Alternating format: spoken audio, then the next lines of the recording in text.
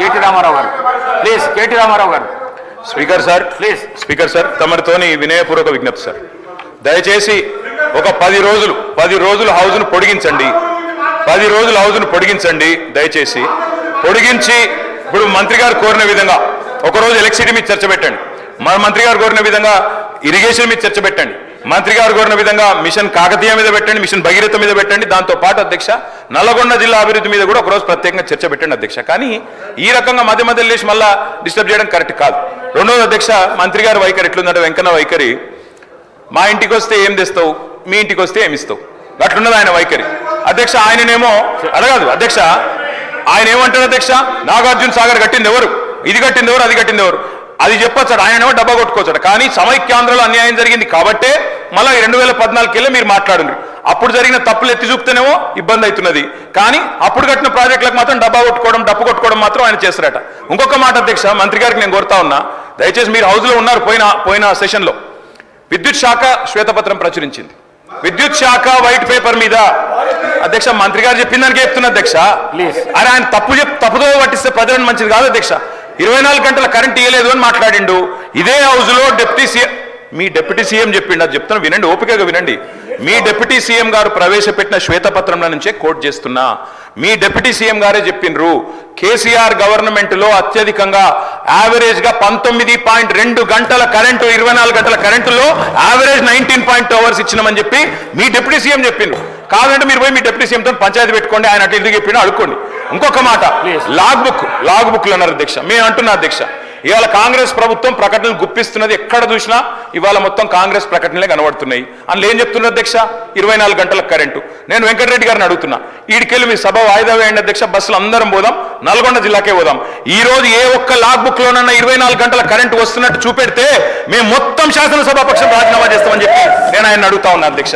అధ్యక్ష ఇప్పుడు వాళ్ళేమో ప్రచారం చేయొచ్చు, పద్ధతి కాదు అధ్యక్ష. మాట్లాడుతుంది ఒకటి, వారు ఇంకొకటి చెప్తా ఉన్నారు. ఇంకొక మాట అధ్యక్ష, ఇంకొక మాట అధ్యక్ష, ఇంకొక మాట మంత్రి గారు నేను కోరుతా, అన్నదాతల గురించి మాట్లాడుతున్నా, అన్నదాతల గురించే మాట్లాడుతున్నా సార్, అన్నదాతల గురించి మాట్లాడుతున్నా. మంత్రి గారు తప్పకుండా ఈ విషయం తెలుసుకోవాలి, ముఖ్యంగా నల్గొండ జిల్లా మంత్రి గారు. అధ్యక్ష, కేసీఆర్ ప్రభుత్వంలో నల్గొండ జిల్లాకు జరిగింది ఏంది అంటే ఒక్క నిమిషంలో చెప్పాలి అంటే అధ్యక్ష, భారతదేశం మొత్తంలో తెలంగాణ నెంబర్ 1 స్థాయికి చేరుకుంటే ధాన్యం పండించడంలో, ధాన్యం ఉత్పత్తిలో, అందులో ఉమ్మడి జిల్లా తీసుకుంటే అధ్యక్ష, మొత్తం తెలంగాణనేమో భారతదేశంలో ధాన్యం ఉత్పత్తిలో నెంబర్ 1 అయితే, తెలంగాణలోని ఉమ్మడి 10 జిల్లాల్లో వరి ధాన్యం పండించడంలో నెంబర్ 1 జిల్లా నల్గొండ జిల్లా అనే మాట నేను గౌరవ మంత్రి గారికి చెప్తా ఉన్నా అధ్యక్ష. అత్యధికంగా ధాన్యం పండింది నల్గొండ. ఇది వారు తెలుసుకొని మాట్లాడాలని చెప్పి నేను కోరుతా ఉన్నా అధ్యక్ష. ఇక మీరు దాని మీద మళ్ళీ ప్రత్యేకంగా చర్చకు అవకాశం ఇస్తానంటే మేము సిద్ధంగా ఉన్నాం అధ్యక్ష. ఎకరాలకు నీళ్ళు ఇచ్చినప్పుడు హరీష్ రావు గారు చెప్పిండ్రు, రేపు చర్చ పెడితే సావధానంగా మొత్తం చెప్తాం. మంత్రి గారిని అడుగుతున్నాను నేను, మీరు మాతో తుంగతుర్తికి పోదాం, సూర్యాపేట పోదాం, కోదాడ పోదాం. గతంలో కాంగ్రెస్ ప్రభుత్వం లేనడం అక్కడ నీళ్ళు వచ్చినాయా, 2 లక్షల ఎకరాలకు అదనంగా కేసీఆర్ గారు కాళేశ్వరం నీళ్ళు ఇచ్చిన మాట వాస్తవమా కాదా పోయి రుజువు చేస్తాం. ఎందుకు అధ్యక్ష అంత బేసిజం ఆయనకి? రెండో మాట, నల్లగొండ జిల్లాలో అన్ని విలేజెసిండే ఉంటాయి అధ్యక్ష. నేను అడుగుతున్నా, మరి ఆనాడు ఎందుకు అధ్యక్ష వరి ధాన్యం ఉత్పత్తిలో నల్లగొండ జిల్లా మొత్తం దేశంలోనే నెంబర్ 1 జిల్లా ఎందుకు కాలే అధ్యక్ష? అన్ని విలేజెస్ ఉంటే అధ్యక్ష. మంత్రి గారు దయచేసి మీ సబ్జెక్ట్ వచ్చినప్పుడు మాట్లాడు, మీరు వద్దన్నారా? మీరు ముఖ్యమంత్రి గారు నేను మాట్లాడలేకపోతే నేనేం చేస్తాను నాకు అర్థం కాదు. అప్పుడప్పుడు నీ సబ్జెక్ట్ కూడా తీసుకోమని చెప్పు దయచేసి అధ్యక్ష. నేను మాట్లాడుతుంది రైతు బంధు మీద అధ్యక్ష, వారిని కంట్రోల్ చేయండి అధ్యక్ష. ఏం పద్ధతి అధ్యక్ష? ఆ రోజు రుణగ్రస్తులైన రైతులకు తెలంగాణ వచ్చినాడు రుణమాఫీ చేస్తామని చెప్పిన అధ్యక్ష. చెప్పడమే కాకుండా 2 దఫాలుగా 30,000 కోట్ల రూపాయల రుణమాఫీ చేసిన ఘనత కూడా కేసీఆర్ గారి ప్రభుత్వానికే దక్కుతుంది. ఈ మాట కూడా నేను విజ్ఞప్తి చేస్తా ఉన్నా అధ్యక్ష. దాంతోపాటు మొత్తం దేశంలోనే రైతు రుణగ్రస్తుడు కాకుండా ఉండాలంటే ఏం చేయాలంటే, మొత్తం దేశంలోనే అతిపెద్ద నగదు బదిలీ పథకం రైతు బంధు ప్రవేశపెట్టిన వాళ్ళమే మా ప్రభుత్వం అధ్యక్ష, కేసీఆర్ గారు అధ్యక్ష. ఒక్క మాట చెప్పాలి అధ్యక్ష, ఈ రైతు బంధు మీద విపరీతమైన దుష్ప్రచారం చేసింది అధ్యక్ష కాంగ్రెస్ పార్టీ. పెద్ద వాళ్ళకి ఇస్తున్నారు, భూస్వాములకు ఇస్తున్నారు అని మాట్లాడారు అధ్యక్ష. ఈ రోజు మంత్రి గారు మీరు అధికారంలో ఉన్నారు, డేటా మీ దగ్గర ఉంది, మీ రెవెన్యూ మంత్రి గారి దగ్గర ఉంది, తీసుకోండి. 198% మంది అధ్యక్ష, 198% మంది బక్క చిక్కిన సన్నకారు రైతులు, చిన్న రైతులు ఉన్నారు ఈ రైతు బంధు పథకం లబ్ధిదారులు. అందుకే చిన్న పెద్ద తేడా చూడలేదు. నేను ఇందాక మీరు రేవంత్ రెడ్డి గారు రాకముందు కూడా నేను చెప్పిన, మళ్ళీ చెప్తున్నా, మహబూబ్ నగర్ జిల్లాలో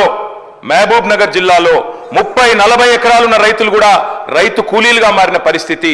అందుకే మేము పరిమితి పెట్టలేదు, అట్లాంటి ఆలోచన చేయలేదు, ఎగబెట్టాలన్న ఆలోచన చేయలేదు. వ్యవసాయ రంగం గాడిన పడేదాకా, వ్యవసాయం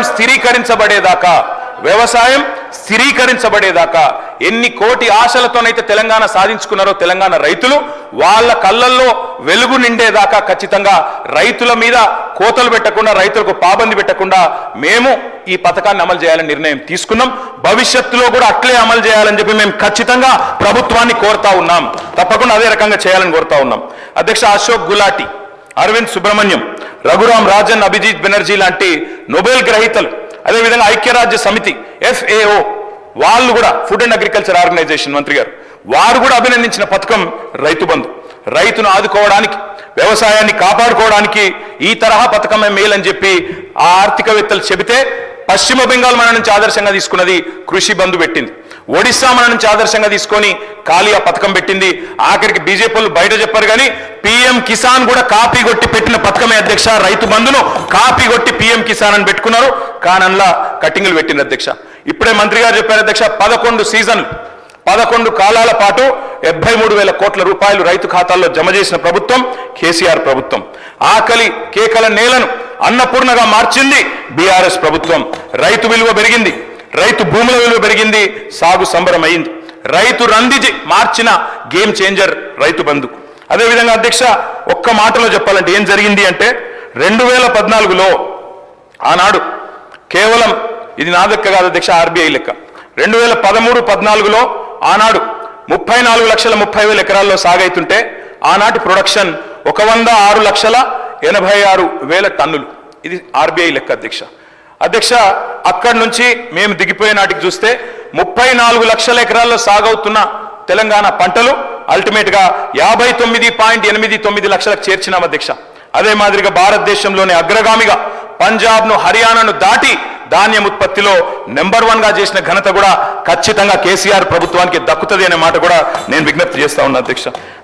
ఆహార పంటల ఉత్పత్తి 71 లక్షల టన్నుల నుంచి 2 కోట్ల టన్నులకు పెరిగింది, 185% అభివృద్ధి అధ్యక్ష. పంటల సాగు నాడు 2 పంటలు కలిపి 1,31,00,000 ఎకరాలు, ఈ రోజు 2,29,00,000 ఎకరాలకు చేరుకున్నదంటే 10 ఏళ్ల కాలంలో ఇది పురోగతి కాదా? ఇది ప్రోగ్రెస్ కాదా? వ్యవసాయ విస్తీర్ణం జరగలేదా? వ్యవసాయ స్థిరీకరణ జరగలేదా? దీని వెనుక ఉన్న ప్రేరణ, దీని వెనుక ఉన్న బ్యాక్ బోన్ రైతు బంధు కాదా? అందుకే మేము అంటున్నాం అధ్యక్ష, నీరు పల్ల మెరుగు, నిజం దేవుడు ఎరుగు అంటారు. కానీ సంకల్ప బలం ఉంటే పల్లానికి పోయే నీటిని కూడా పైకి తీసుకొచ్చే ప్రయత్నం చేసినాం అధ్యక్ష. ప్రపంచంలోనే అతిపెద్ద లిఫ్ట్ ఇరిగేషన్ ప్రాజెక్ట్ కాళేశ్వరం అధ్యక్ష.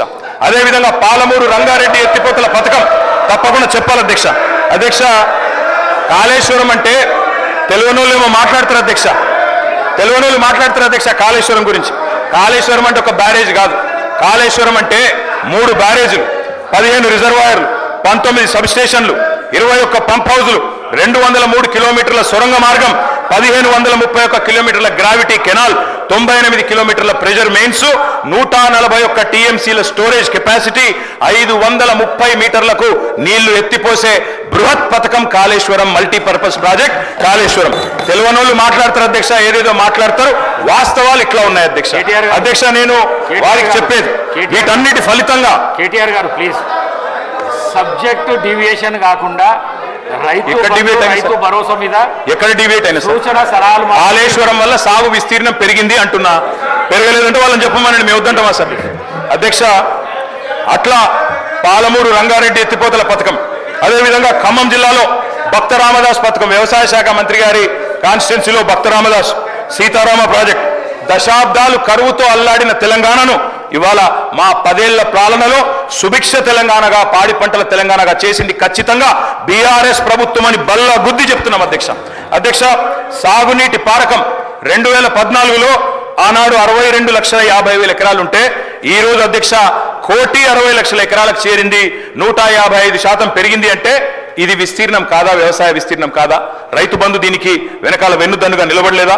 అదనంగా సుమారు 1,00,00,000 ఎకరాలు సాగులోకి తెచ్చాము అంటే ఆ సాగు చేయని రైతులకు కూడా ఇచ్చిన ప్రోత్సాహకం వల్లనే, సాగు చేయని రైతులకు కూడా రైతు బంధు ఇవ్వడం వల్లనే వాళ్ళకు కూడా మీరు చెప్పిన లెక్క ప్రకారమే మంత్రి గారు, మీరు చెప్పిన లెక్క ప్రకారమే 19-20లో సాగైన విస్తీర్ణం 1,41,00,000 ఎకరాలు. అదే 20-21కి 2,04,00,000 ఎకరాలకు పెరిగింది. 21-22కు 2,12,00,000 ఎకరాలకు పెరిగింది. 22-23కు 2,06,00,000 పెరిగింది. 23-24కు 2,07,00,000 పెరిగిందంటే సాగు చేయనాయనకు కూడా ప్రోత్సాహకం ఇచ్చి చెయ్యి సాగు అంటే రైతుకు వెన్ను దండుగా నిలబడితేనే ఇది పెరిగింది తప్ప ఉత్తగానే మాటలు